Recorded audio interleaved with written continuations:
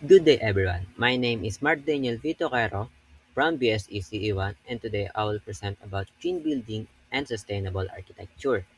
This topic is important because buildings have a huge impact on the environment. They consume large amount of electricity, water, and materials, and they also produce greenhouse gases that contribute to climate change.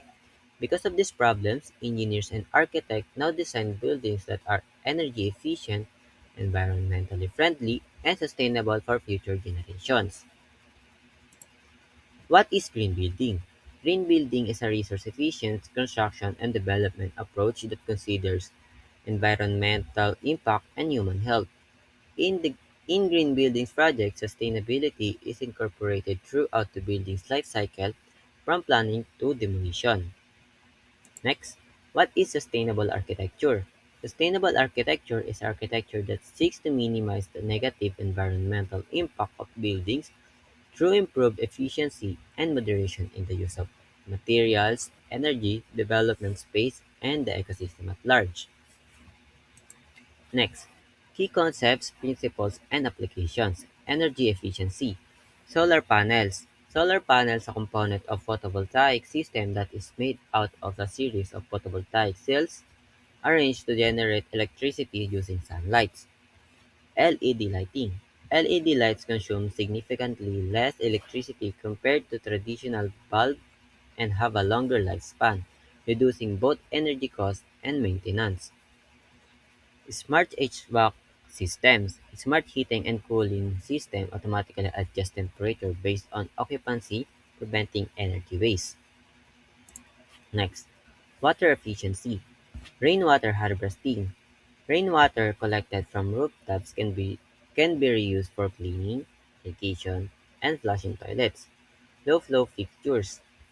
Low flow fixtures are plumbing devices designed to use significantly less water than standard fixtures without sacrificing performance.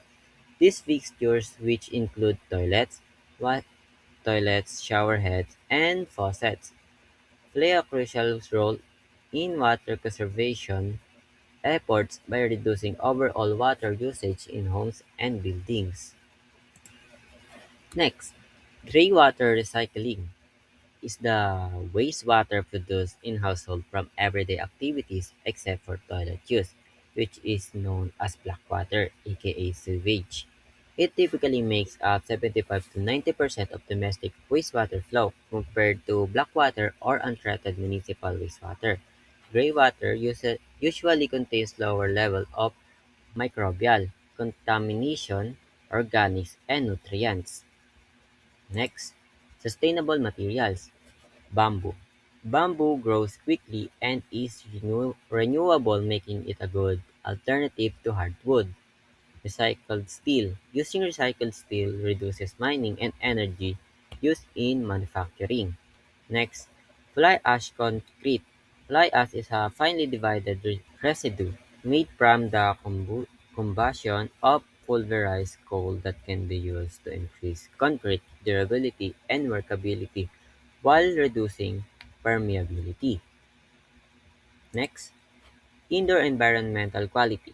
Natural lighting.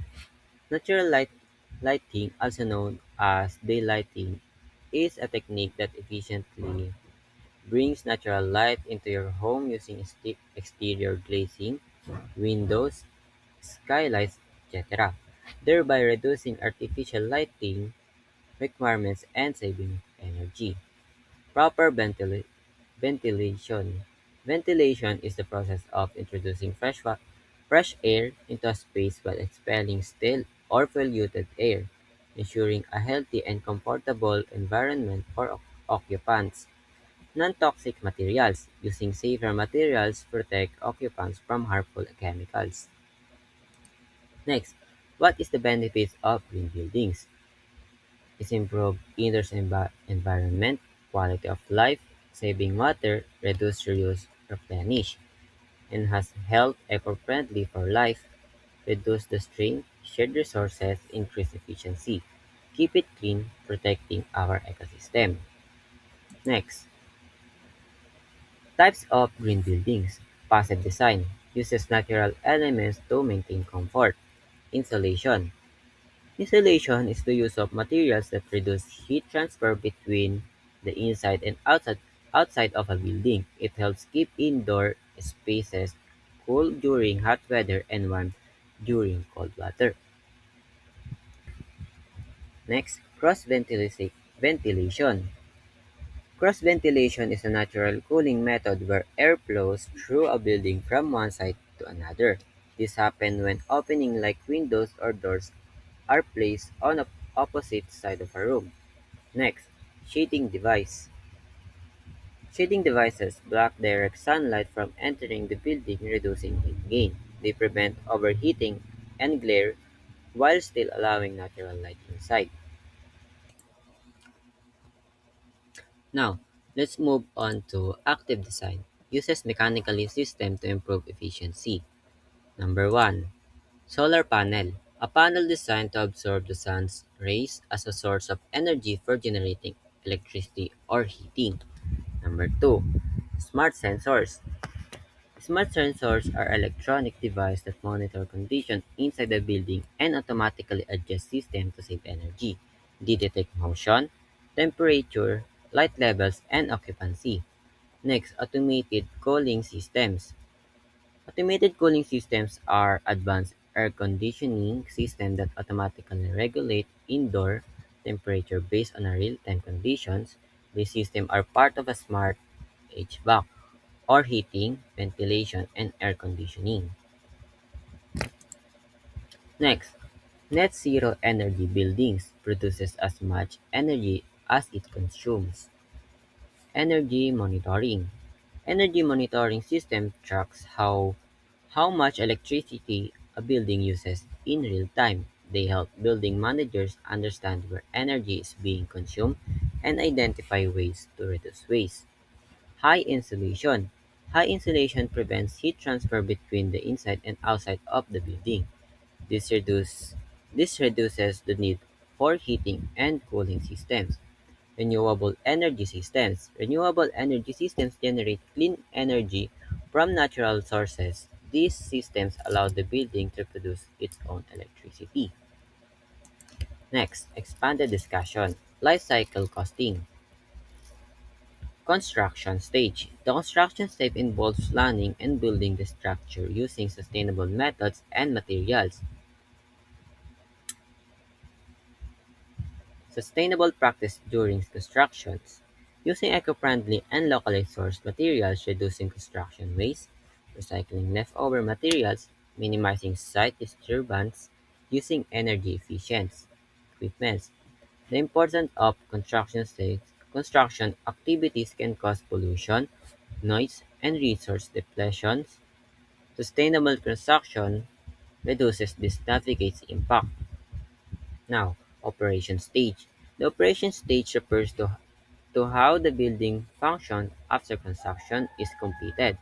This stage consumes the most energy and resources. Sustainable practice during operation. Efficient lighting and appliances, smart energy management systems, water-saving fixtures, renewable energy use, proper ventilation. The importance of operation stage: efficient operation reduces electricity and water consumption, lowering operating costs and environmental impact. Now, maintenance stage. Maintenance involves keeping building systems functioning efficiently throughout their lifespan. Sustainable maintenance practices, such as regular inspection of systems, repairing leaks and damages immediately, cleaning solar panels, maintaining HVAC systems, replacing parts with energy-efficient alternatives. The importance of maintenance is proper maintenance ensures long-term performance and prevents energy waste. Disposal stage. The disposal stage occurs when a building reaches the end of its life and must be demolished or replaced. Sustainable disposal practices, recycling demolition waste, reusing materials such as steel and wood, proper disposal of hazardous Proper disposal of hazardous materials, salvaging reusable components, the importance of disposal, construction, and demolition waste can harm the environment if not managed properly. Green buildings may have higher initial costs but lower long-term costs. Next, triple bottom line. Environmental protection. Environmental protection focuses on reducing the negative impact of buildings on nature. Green buildings help protect the environment by conserving resources and reducing pollution. Economic profitability. Economic profitability means that sustainable buildings should also be financially beneficial. Although green buildings may cost more to build, they provide long-term savings. Social responsibility. What is social responsibility? Social responsibility in green buildings and sustainable architecture is the commitment to designing and constructing buildings that protect the environment, support community well-being, and promote long-term social and economic equity. Green buildings must not only protect the environment but also be financially practical and socially beneficial. Now, in our case study, Bosco Verticale or Vertical Forest is a pair of residential towers in Milan, Italy designed by architect Stefano Bori, completed in 2014. The project is a landmark example of green buildings and sustainable architecture because it integrated thousands of plants and trees directly into the building's structure. That's it for today, guys. Thank you. Bye.